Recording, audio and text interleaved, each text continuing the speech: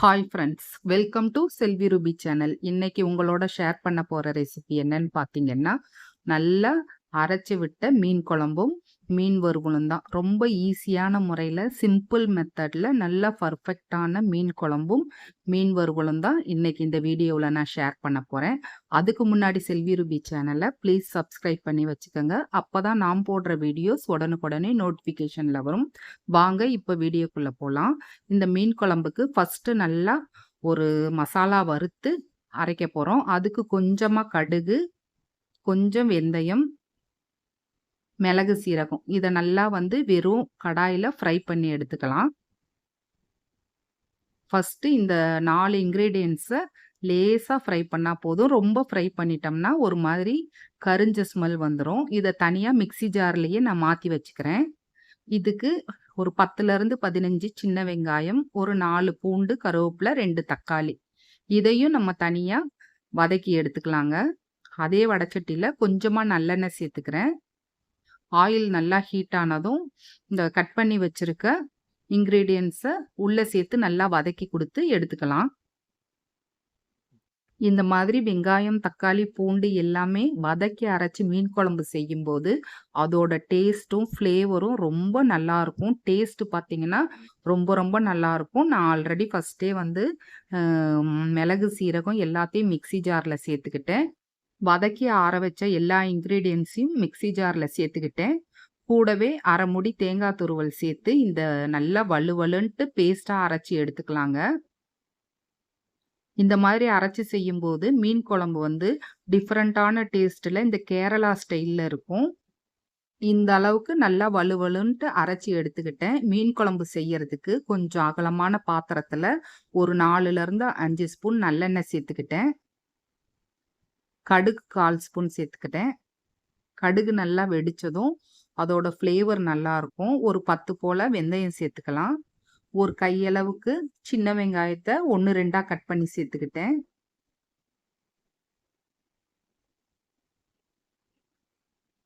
கொஞ்சமாக கருவேப்பிலை, ஒரு 4லேருந்து 5 பூண்டு பல்.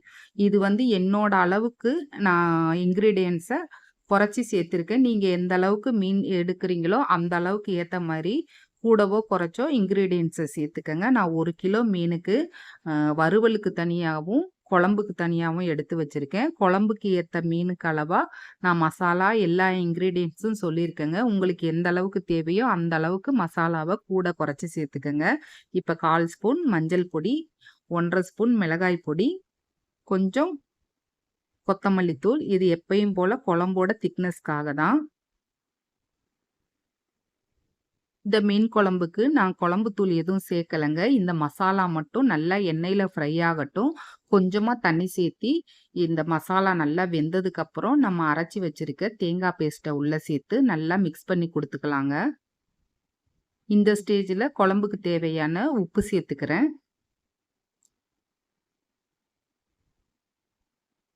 குழம்பு இந்த அளவுக்கு கலர் சேஞ்ச் ஆனதுக்கு அப்புறமா புளி தண்ணி சேர்த்துக்கலாம். நமக்கு எந்த அளவுக்கு புளி தண்ணி தேவையோ அந்த அளவுக்கு சேர்த்துக்கலாம்.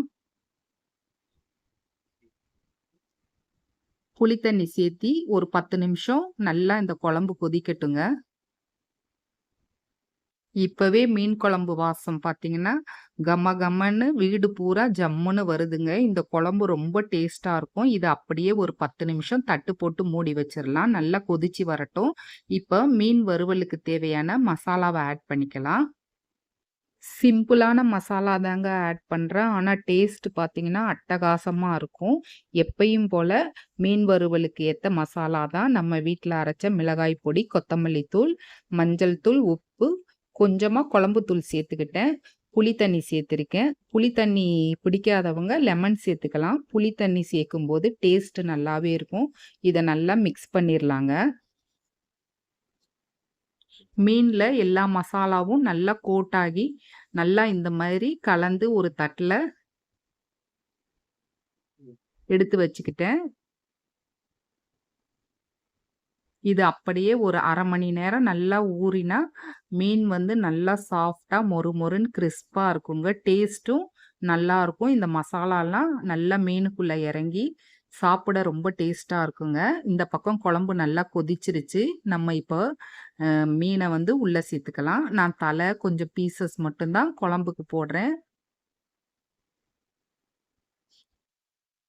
இந்த மீன் குழம்பு பார்த்தீங்கன்னா, இட்லி, தோசைக்கெல்லாம் ரொம்ப நல்லா இருக்குங்க டேஸ்ட்டு.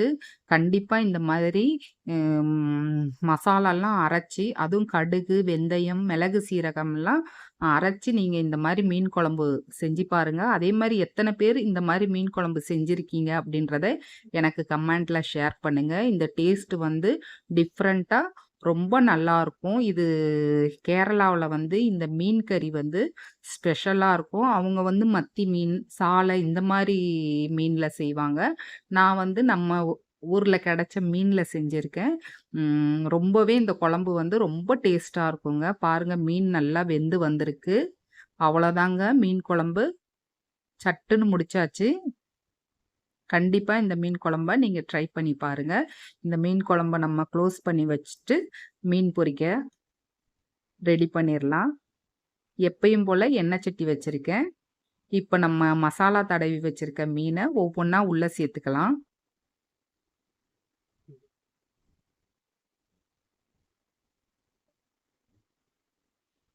இந்த மீன் குழம்ப ஒரு 1/2 மணி நேரத்துல பண்ணிரலாங்க.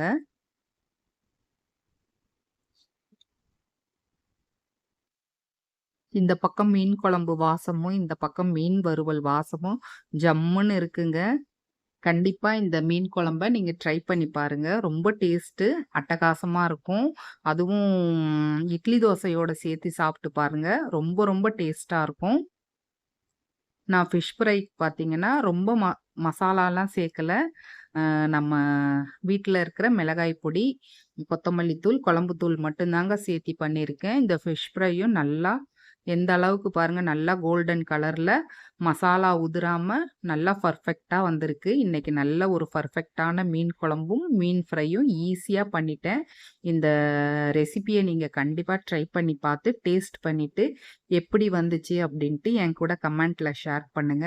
ஃபைனலா கொஞ்சம் கருவேப்பில தாங்க வீட்ல இருந்தது. அத வந்து நல்லா இந்த எண்ணெயிலேயே பொரிச்சு, அப்படியே மேலாப்புல தூவி விட்டேங்க. பார்க்கவும் நல்லா இருந்தது. சாப்பிடவும் ரொம்ப நல்லா இருந்ததுங்க. அவ்வளோதாங்க ஈஸியான மெத்தட்ல மீன் குழம்பும், மீன் ஃப்ரையும் பண்ணிட்டேன். ஃபிஷ் ஃப்ரை பாருங்க நல்லா வெளிய மொறு மொறுன்னும், உள்ள சாஃப்ட்டா வந்திருக்கு. உங்களுக்கு இந்த வீடியோ பிடிச்சிருந்தா சப்ஸ்கிரைப் பண்ணுங்க. தேங்க்ஸ் ஃபார் வாட்சிங்.